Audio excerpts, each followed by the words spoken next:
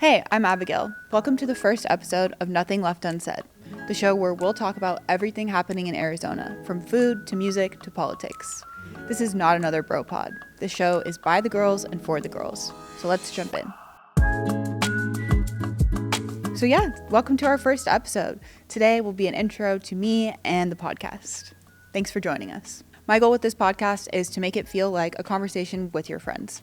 For me, when I'm hanging out with my friends, we're talking about the food we're eating, the music we're listening to, and definitely what's going on online, in the news, in our politics. We're going to call out all the bullshit happening from Trump and his administration to his cult followers in the Arizona legislature to the Democrats who are supposed to be representing us and supposed to be pushing back and, from what I can tell, seem to have completely lost their backbone. And because we don't want it to be doom and gloom for this entirety of this podcast, we'll also be talking about the things that keep us going, that bring us comfort during these times. For me and my friends, food is a big source of joy. I love to cook, I love to bake, I love to try new restaurants across the valley. So if you have any suggestions, please let us know in the comments below. Another thing that's definitely really comforting for me is music. I love discovering new bands and going to local shows. We have a really great music scene here in the valley. And so if you have any suggestions on bands that I should check out, please let me know. Another thing that I'm definitely trying to do a lot more of these days is to get off the screens and open a book. We could all do more of it. And whether that's to be escaping this crazy reality and timeline that we're living in, or to learn more about the structures and systems that explain why things are the way we are and what we can do to change that. I'll have a variety of guests on the show to talk about and dive in on these topics with, so stay tuned for announcements on our first guest. Basically, this podcast will be unfiltered. We'll call it like it is. We'll leave nothing left unsaid. I grew up in a small town in southern Arizona called Sierra Vista. It's a, like I said, small town, but big military presence. There's a base there called Fort Huachuca and big border patrol presence as well.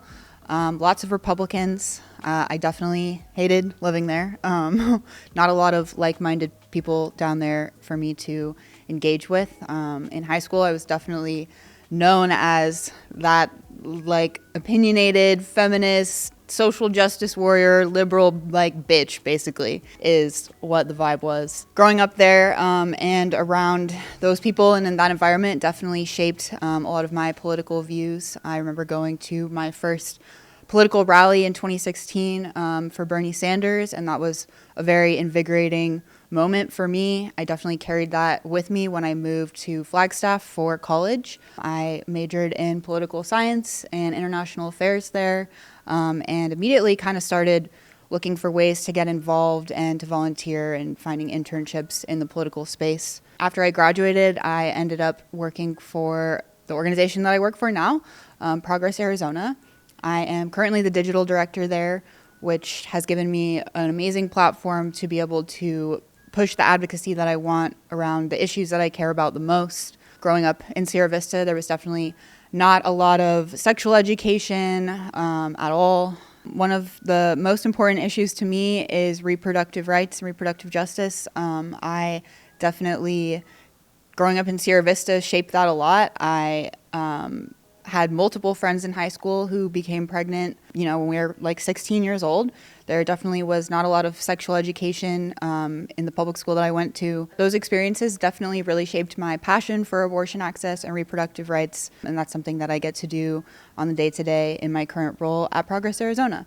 I'm definitely really proud to work at an organization where I can play a small part in creating a reality where abortion and reproductive health care is actually truly a right and accessible for everyone, not just on paper, but you can actually go, obtain these services if you need one, regardless of where you live or how much you make or any of the whims of Republicans in our elected offices. For many people, accessing abortion care can already be a difficult personal experience, and that is made even harder by anti-abortion politicians who want to impose their morals, their religion, their whatever on our bodies.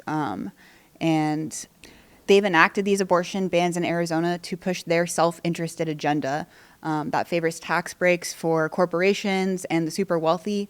over working families and thriving in healthy communities. So when I discovered that I was pregnant, it was about a year after Roe v. Wade was overturned. I was super fortunate to discover that pregnancy quite early.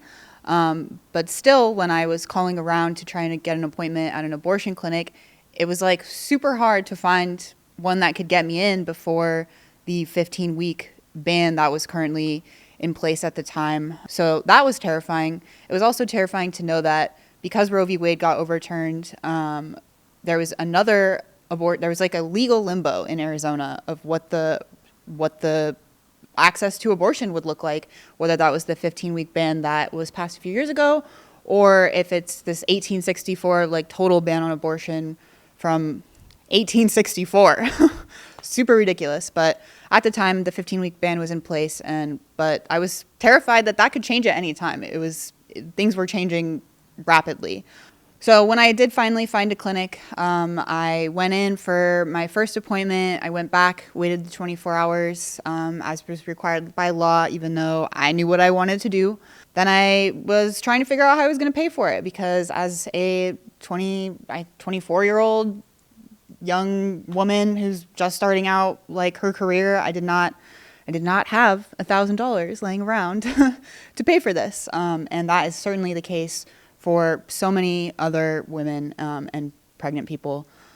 So I was fortunate that I had amazing friends who crowdfunded for me and really like came through, and just a little bit from each friend helped me pay for that, which meant the absolute world to me. But I know not everyone is fortunate enough to be in a circumstance where people are able to help them like that. And besides that, just looking around the waiting room, there's so many other barriers that are in the way of people getting an abortion.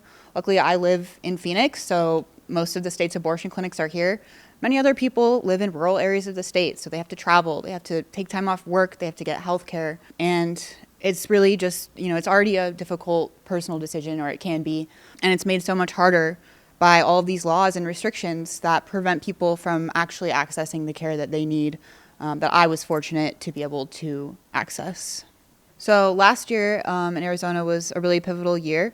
We passed the Arizona for Abortion Access Act, which guarantees abortion access as a constitutional right in Arizona. And that was a huge deal.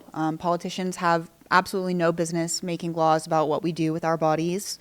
Abortion is healthcare. I think that should be something we can all understand at this point. Abortion should be legal and accessible for everyone. It's not the business of anyone but the person who is pregnant.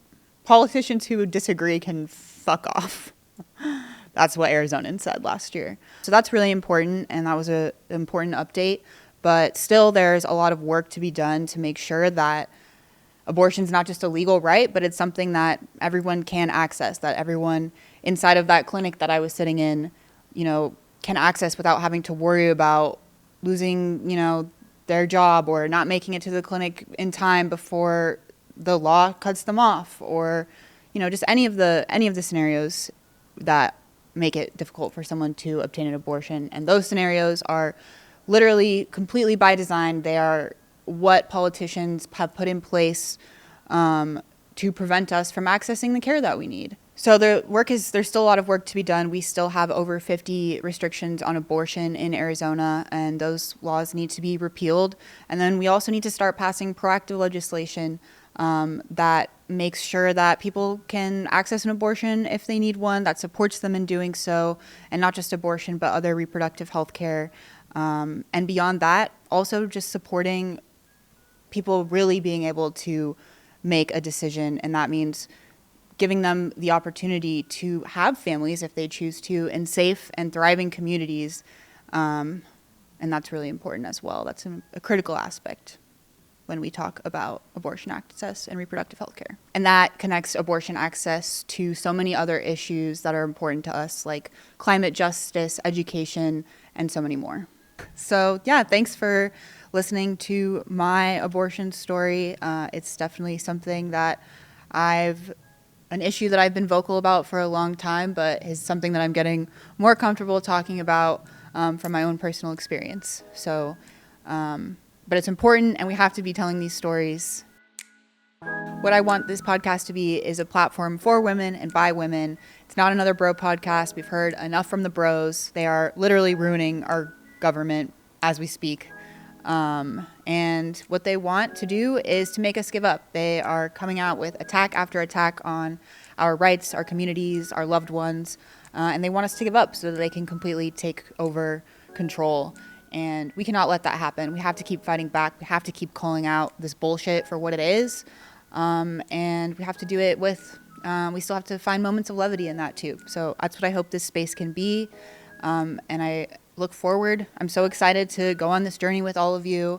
Thank you so much for tuning in. We'll be announcing our first guest soon. So follow Nothing Left Unsaid pod on all social platforms and keep up with what we're going to be talking about.